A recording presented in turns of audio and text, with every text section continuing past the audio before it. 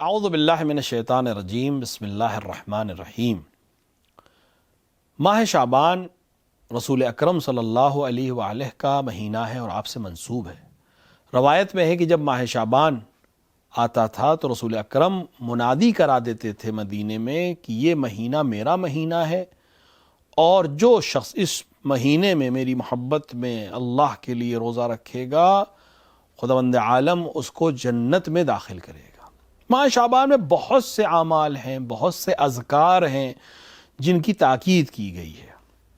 ان میں سے ایک ذکر ایسا ہے کہ اگر کوئی انسان ماہ شعبان میں 1000 مرتبہ اس ذکر کو پڑھ لے تو خداوند عالم اس کے نام اعمال میں 1000 سال عبادت کا ثواب لکھے گا۔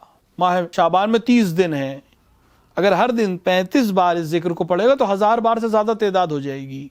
ذکر بہت آسان ہے، انسان ہر دن ماہ شعبان میں کچھ حد تک اس ذکر کو پڑھے، لا الہ الا اللہ ولا نعبد الا ایاہ مخلصین لہ الدین ولو کرہ المشرکون۔